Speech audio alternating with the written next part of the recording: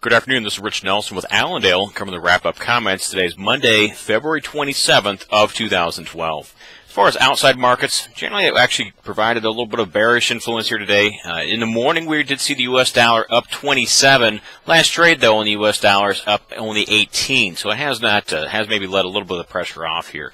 One key thing we're watching, of course, is crude oil, this Iran issue here, Syria as well. So we have a few things which are keeping our interest here as far as the energy markets. Crude hit a high of 109.95 on the April contract Friday. We're down a little bit here from that point here today. So we are watching these energy prices because this does influence us here on the grains as well. We do have a very strong influence as far as energy prices in corn through the connection to ethanol, and also energy prices into soybean oil through its connection with biodiesel, which is a diesel and heating oil equivalent here. So we are watching these prices very closely as well. Keep in mind, if energy prices do fall, we can see these grains take a small setback as well. As far as grains today, corn up 4.5, beans led the way up 14 3/4, and wheat saw an 11.5 cent higher trade on the Chicago contract. So soybeans led the way as far as the grain complex today.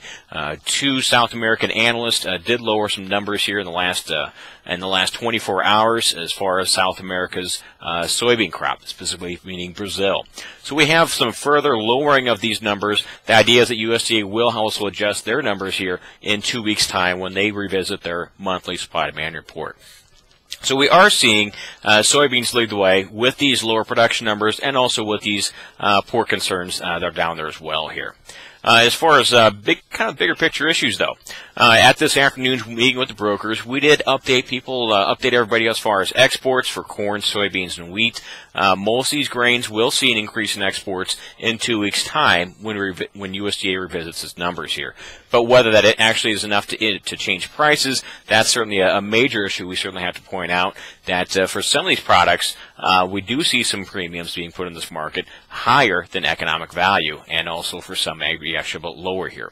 But big picture right now, as far as corn, old crop is now flirting with 650 using the May contract here. We have quite a few producers who are now getting interested in starting to move some old crop corn as that goes. So we are watching this very closely, and certainly advising clients to use this point at these prices here on up as points to start taking a look again at these corn sales here.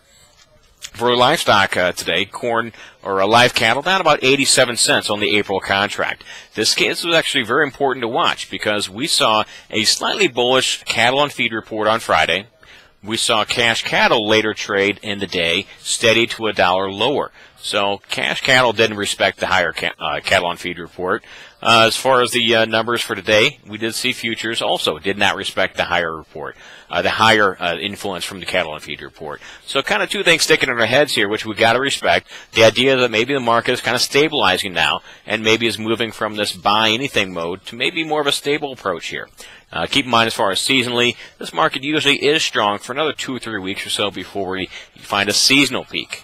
But overall, we got to watch this market careful because we have some people suggesting that maybe we're going to back up some feedlots here in the coming weeks, and maybe we will see a bigger than normal slide from spring down into summer. So we'll watch this very carefully in the next couple of weeks. As far as hogs go, down $1.10 on the April contract. One thing which was different about the hogs here last week, different than the cattle, was the wholesale trade.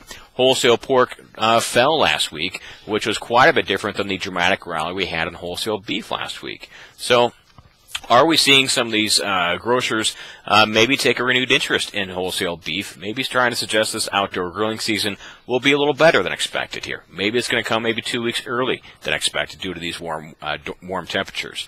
But it is interesting to see that is not carrying over into the pork side as well. As I mentioned, wholesale pork lost over $1 last week. Another key interesting thing we got to point out for the hogs on these weekly CFTC reports, which give us fund positions. Funds had been buying hogs for a full 6 weeks in a row. However, this latest number that we got on Friday, applied through Tuesday's trade, actually showed a drop. So 6 weeks of consistent buying week after week by the funds, but last week we actually saw a net selling position. So maybe some of these hog contracts are a little overvalued now, and I'll have to watch this carefully here as far as that goes too. But our biggest thing we're looking at right now certainly is the annual acreage survey.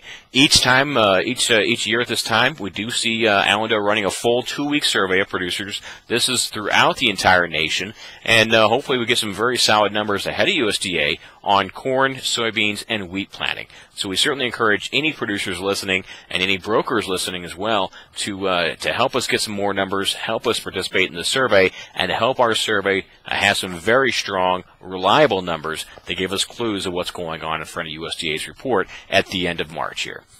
You can certainly be active in helping us out by calling 1-800-262-7538 or take a look at our website. We have a nice little form you can fill out there, quick and easy. And that's Allendale, so ALLENDALE -INC.com. This is Rich Nelson. Have a good trading day and a good trading week.